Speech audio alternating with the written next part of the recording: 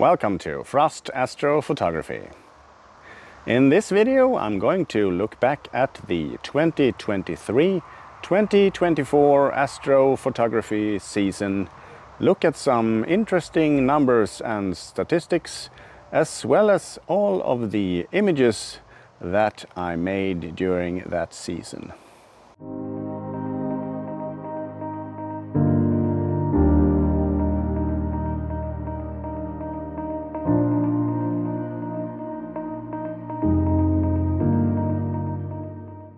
Well, it is summer here at 63 degrees north, and we are in the end of June. It is very bright, almost daylight, I would say, all night long.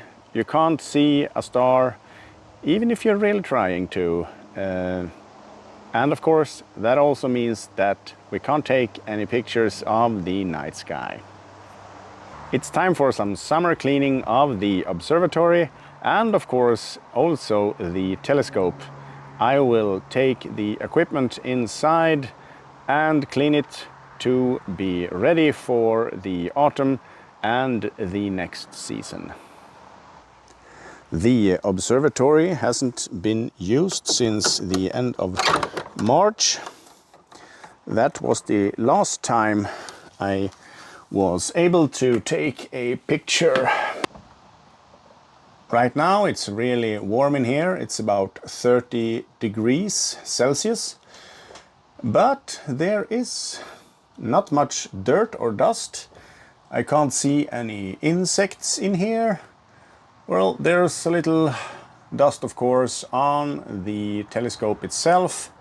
I have my little fan running here to ventilate this observatory during the summer, and I have the roof strapped down and secured to be able to withstand winds, even though it is not necessary. This construction is very heavy. I will proceed by loosening that and disassemble the telescope and bring that inside for some deep cleaning and make sure that the observatory is nice and clean to be able to use it when the season starts late August, maybe early September. I don't see many insects. There is some spider web here, but nothing much, nothing serious. I think it will be okay. I will just do a simple vacuuming of the observatory once I get it opened.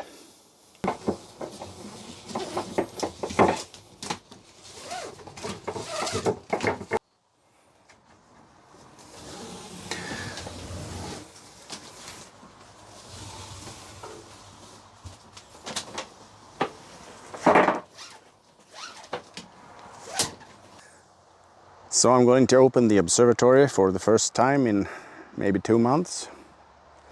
Let's see if everything works as it should.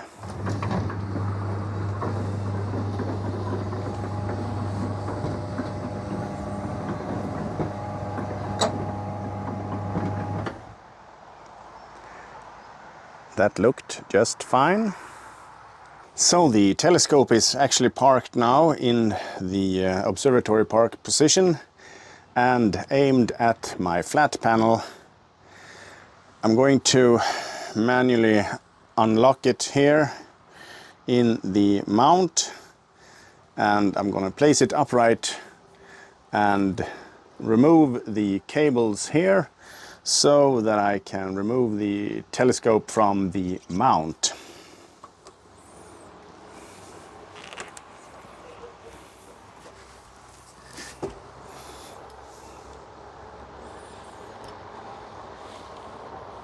I have quick connect for most of the cables here, but some cables are strapped in order to be a little bit nicer and neater, and I will have to remove them now. I will get some new straps here for the next season to hold these cables in place, and that will be great. I also have a separate cable here that goes straight from the computer that I control this setup with into the camera, since the camera is a bit sensitive in regards of choice of USB 3 cable. So when everything is disconnected here, you see that I have two USB cables, one for my camera, one for my USB hub, and I have power connectors, 12 volts and 5 volts for the USB hub. And those disconnect completely here, leaving my telescope unit or optical train here in one single removable thing. So I don't have to worry about cables going to and from the dew heaters here, for example, and the connection to my filter wheel and my focus motor.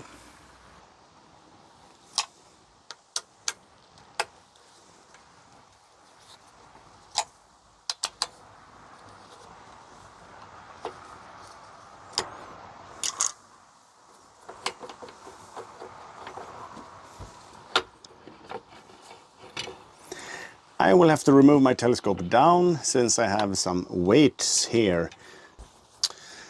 I'm going to restore the position of the mount now. I don't want to put unnecessary strain on here, so I will remove the counterweights here. I'm going to start by cleaning the mount. It's just a little bit of dust. I'm going to use one of these brushes and my vacuum cleaner.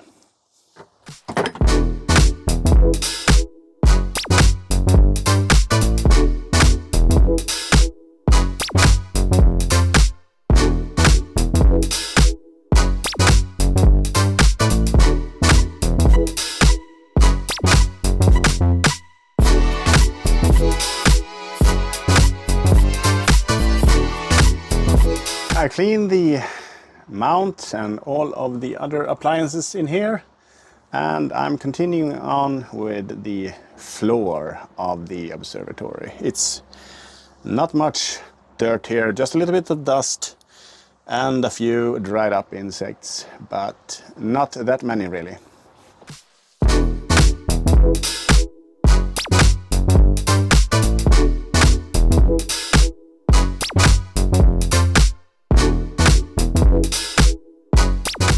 The mount is ready to be used this autumn, but just to minimize the risk of dust blowing in here, I'm going to cover the mount here with a blanket, just like this,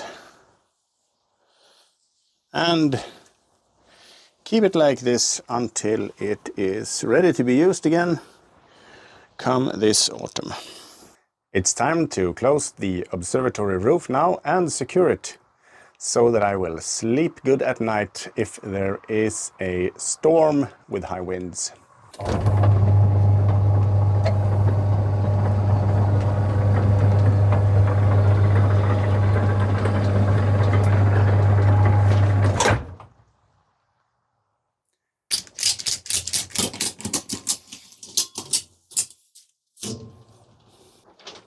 In this little box I have my equipment. You can see my miniature PC here that I use to control the telescope and the mount with. And also some power supplies for all of the equipment and some electrical outlets that I can control through my home automation system.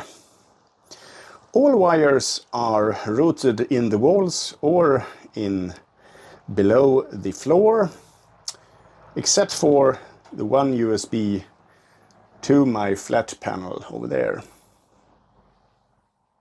It's time to close the observatory for this time. And of course I will check on it from time to time, make sure everything is fine in there. But now at least I have my telescope inside. Don't have to worry about it getting dirty or something like that. I have the telescope inside and it's not that dirty. There is a little bit of dust here and there. I'm just going to vacuum and clean it using a brush like this. And then I'm going to check the optics to see if I need to clean those or not.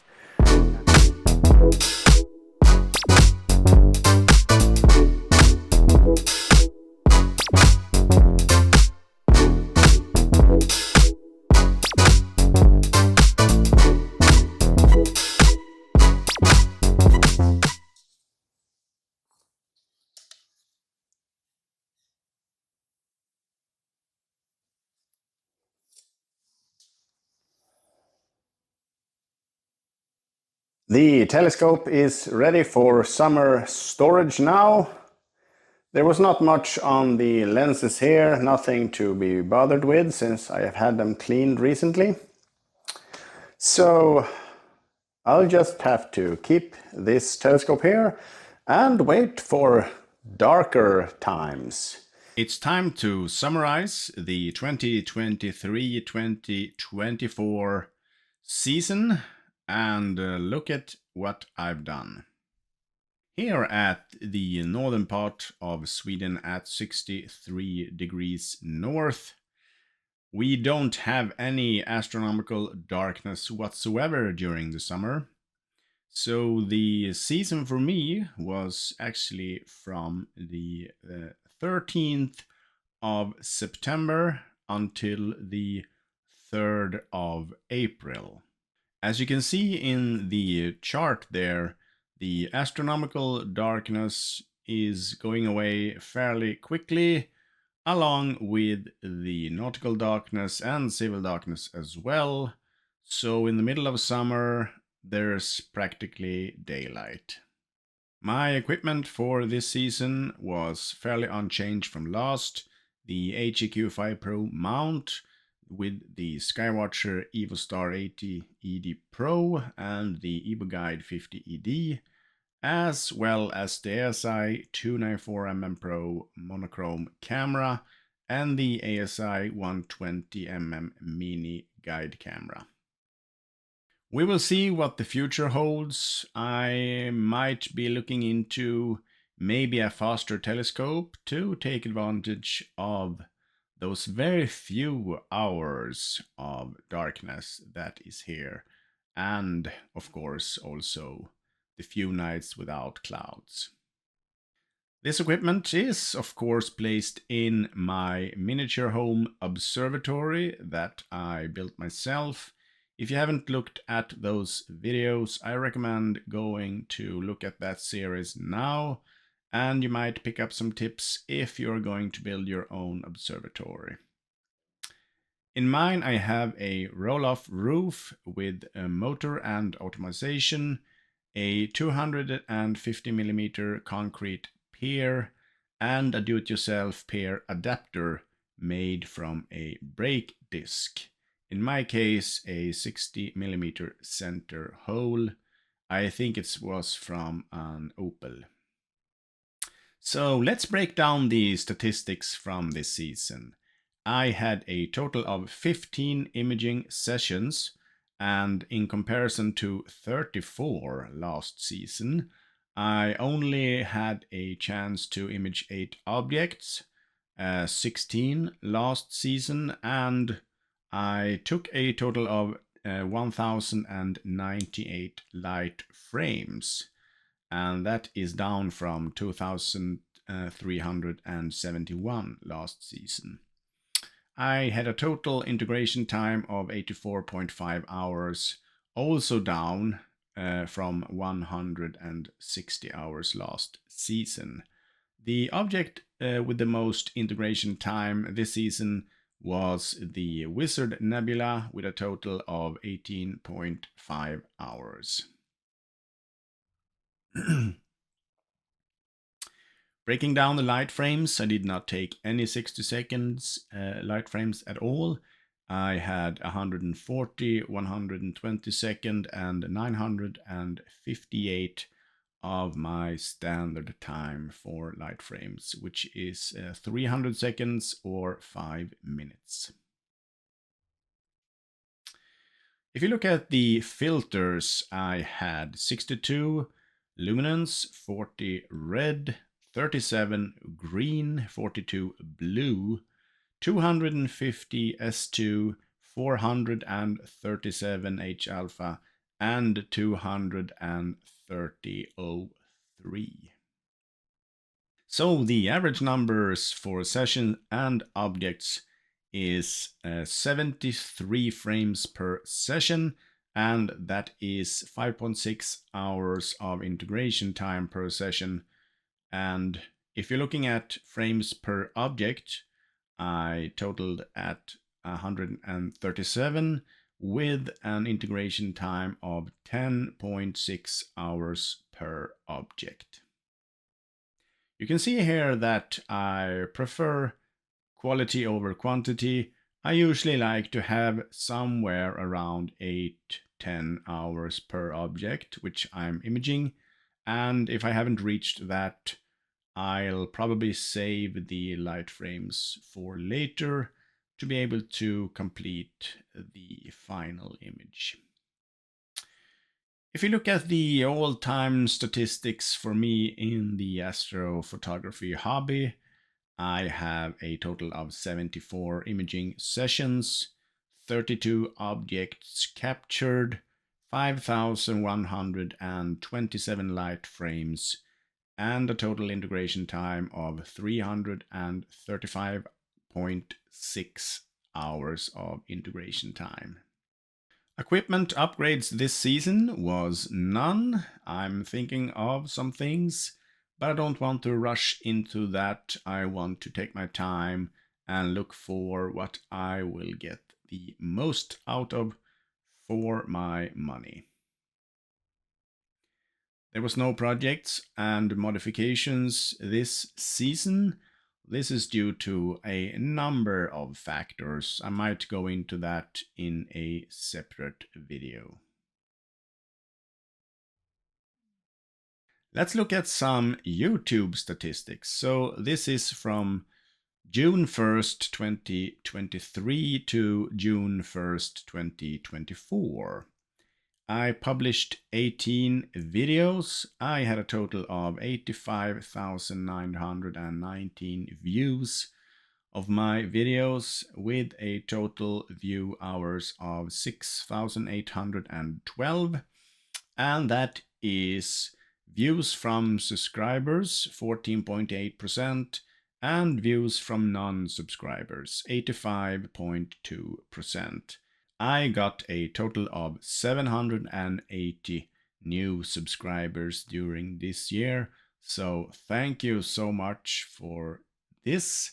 And if you're not a subscriber and if you like this channel and this content, please consider subscribing. And if there's something else you want to see to be able to like this channel more, please feel free to contact me with your requests.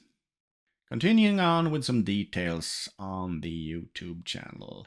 The videos with the most views is the ZWO EAF Automatic Focuser video, which has 5,605 views. The video with the most hours is the SkyWatcher HEQ5 Pro Hypertune video with 781 view hours. And the video that generated the most new subscribers to me was the first in the N.I.N.A tutorial, the basic setup video that generated 61 new subscribers.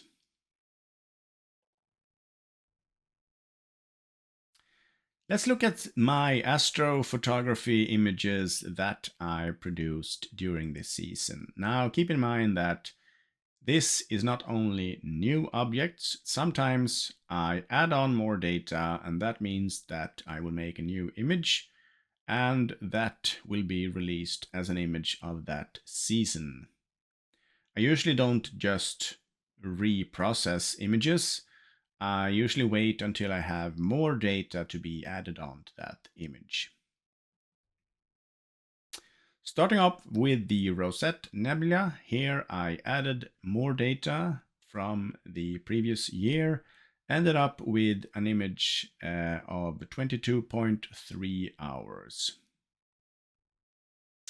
Next image was also an older that I added data to, the Elephant Trunk Nebula, here 13 hours of data. The Soul Nebula was a new object for me. I had gathered some data earlier, but that wasn't very useful. I had to start over, and my version here as an SHO image and 10 hours of data.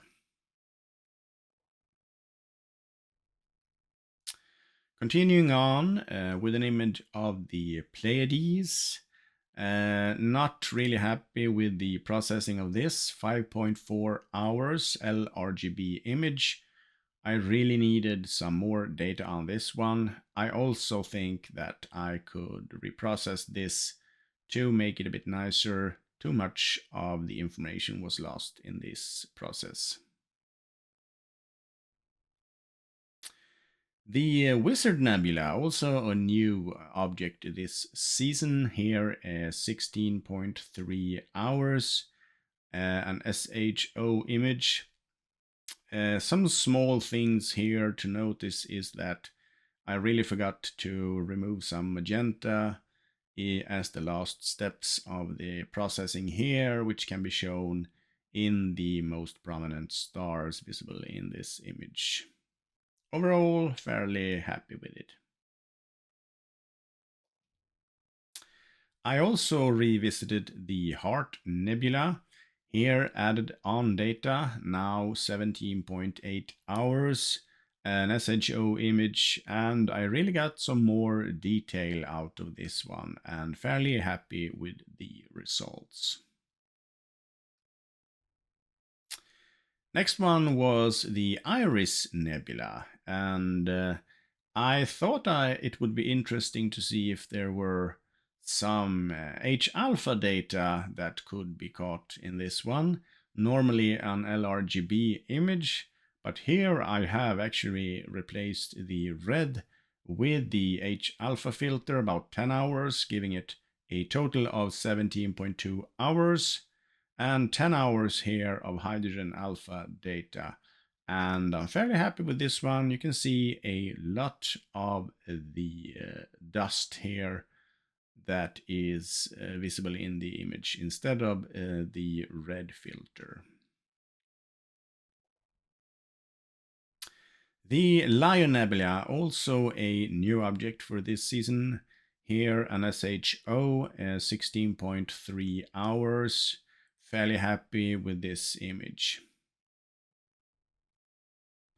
Horsehead Nebula, also revisited, added data, giving it a total of 15 hours, used some new processing techniques, tried to get rid of those large halos that I get with my filters. The 7nm filters are not really good for the tasks here. Fairly happy with this image anyway. And I also made an attempt on the Whirlpool Galaxy.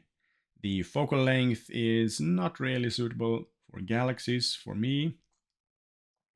This is heavily cropped, 6.4 hours, but still a nice image, I would say. You can zoom in, but then you will see that it is a bit blurry, and I would have wanted some more than my 510 millimeters of focal length for this galaxy. And to round off the Lobster Claw Nebula, the last image that I produced and revealed here for this season, 13.6 hours. SHO image classic, but fairly happy with these results. And I'm hoping to do maybe some more data on this object in the future. That was it for the review of the 2023-2024 season. I hope you will stay tuned for next season, and hopefully we'll get some better weather. Not as much clouds and clear skies. Thank you so much for watching this video, and as always, if you like it, please give it a thumbs up and consider subscribing if you're not already doing so. If you want to support me and the work with these videos, there is an option listed in the video description that you can use. Until the next video, I wish you have clear skies.